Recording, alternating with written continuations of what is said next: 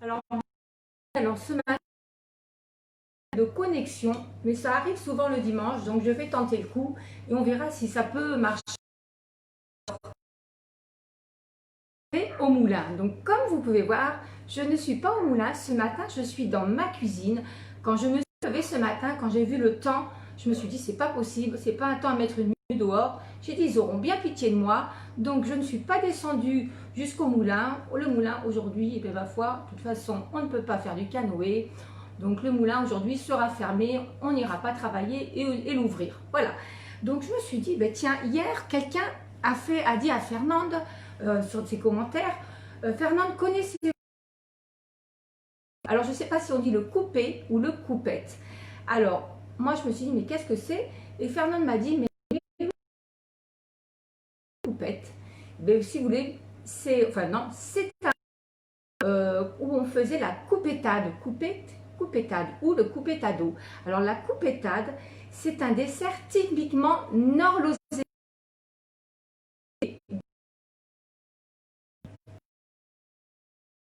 Je vais te faire déjà une petite bêtise parce que comme on a eu un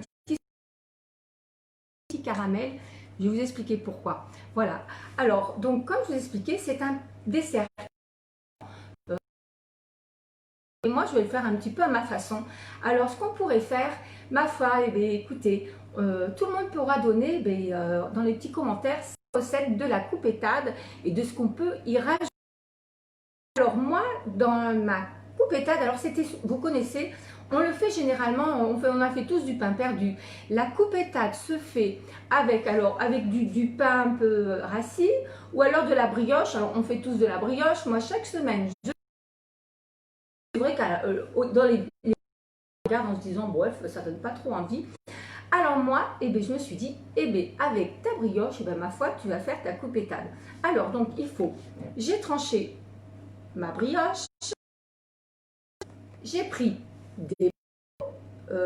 normalement des noyautés, mais bon, hein, des raisins secs,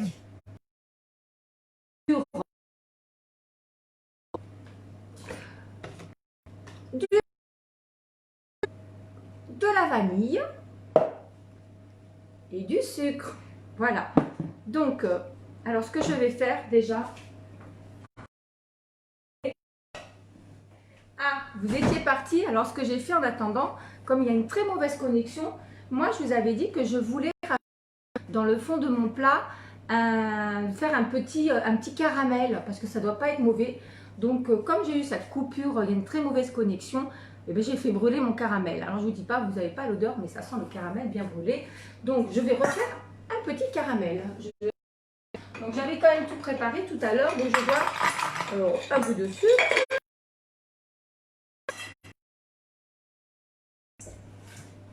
Et voilà. Je vais ouvrir parce que ça sent trop le caramel. Alors voilà, donc avant tout, alors on fait comme si on faisait un pain perdu, tout le monde sait le.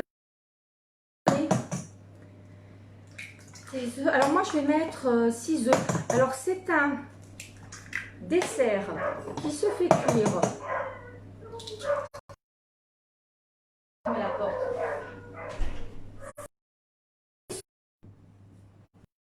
Revenu, du coup quand je vois pas, donc c'est un dessert qui se marie. Donc je bats énergiquement mes œufs. Alors ça, ce fruit, je peux vous dire qu'il a vécu. Hein. Je l'avais acheté il y a de nombreuses années à Aumont quand l'hôtel Prouez avait. Voilà. Et alors, je trouve super, ils vendaient de la vaisselle. Donc celui-là, je pense, beaucoup de desserts. Il a battu beaucoup d'œufs. Alors voilà. Donc, je bats mes. J'avais fait tout à l'heure bouillir mon lait. Et j'avais donc fait infuser, enfin avec ma vanille. Je le passe au chinois pour enlever toutes les petites, la crème, tout ça. Je vous attends hein, quand ça part. Hein. Donc j'ai battu mes œufs. Je vais mettre. Payer ce caramel hein, parce que c'est bon. Hein. Et je fais à peu près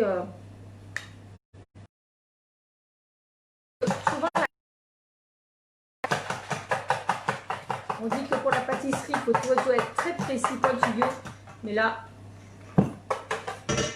voilà. Donc moi, bien sûr, je n'ai pas de plat en terre qui s'appelle le coupette, le coupé, mais j'en ai trouvé un. J'ai un plat en terre où on fait des terrines dedans, vous savez, des bons pâtés. Voilà. Donc, alors, je vais tapisser de ma brioche. Je vous montre, je me dépêche. Oh, mais non, brioche, j'ai pas mis mon. Alors, il est en train de se faire.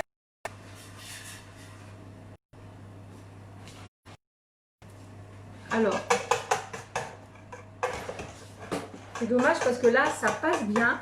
Je regarde vos petits commentaires. Alors, surtout, ce qui pourrait être sympa, les amis, coupetade ce soir ou dans la journée. Comme ça, on pourra voir. On ne peut pas les goûter, hein.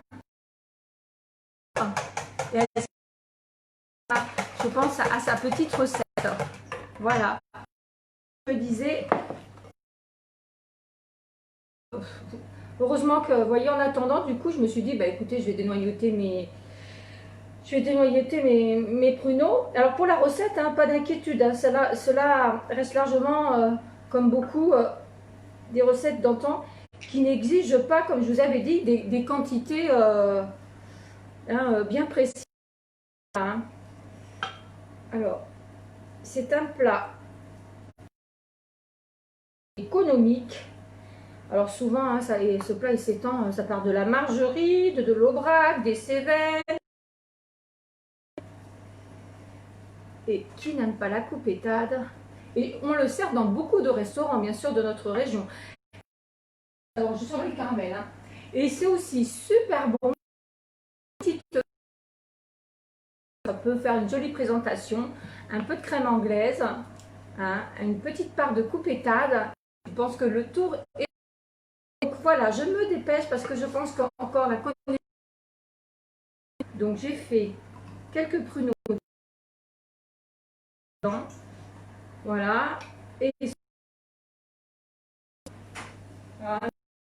un coup assez vite. Alors, ce qu'il vous faut faire après, c'est qu'une fois que le caramel est fait, donc vous le mettez dans votre coupette, qui n'est pas un coupé ou coupette, quelqu'un me le dira, Anthony Fournier de savoir. Voilà, mais je vous attends. Quand la connexion s'en va, je regarde s'il y a quelques commentaires. Ça bug, mauvaise réception. Bah ouais, c'est bien dommage. Pop, pop, pop, pop, pop. Bon, ben écoutez, on va essayer comme on peut.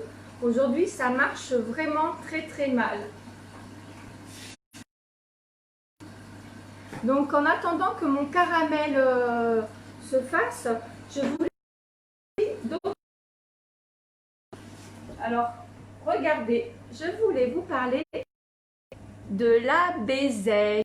Alors voilà, ça c'est un petit clin d'œil à Christou, qui doit être bien malheureuse. Tu vois Martine, chez nous, la bézègue, elle n'est pas encore fleurie, donc on peut... Alors, la bézègue, c'est une salade sauvage. C'est une laitue, comme une laitue vivace. Donc, elle est peu connue, mais elle est délicieuse. Alors, je reviens sur ma bézègue en attendant que le caramel cuise. Alors, elle se ramasse souvent, cette bézègue, sur les causses ou dans les sols calcaires. Donc, vous doutez bien que ici chez nous, le calcaire, il y a de quoi. Donc, c'est pour ça qu'on a des jolies. Alors, une fois que vous l'avez bien nettoyée, voilà, vous la séchez bien, elle est délicieuse. Moi, je fais des petits lardons. Après, je mets avec des petits croûtons. Je mets ça sur ma salade. On va faire de petits croûtons. Vous pouvez faire une belle tartine. Du fromage, un petit pérail de la fromagerie du Fédou. C'est du fromage de brebis, au lait de brebis. Et je peux vous dire que ça, c'est une tuerie. Alors moi, je vais vous montrer mes bézègues. Donc à midi, en entrée, on aura une salade.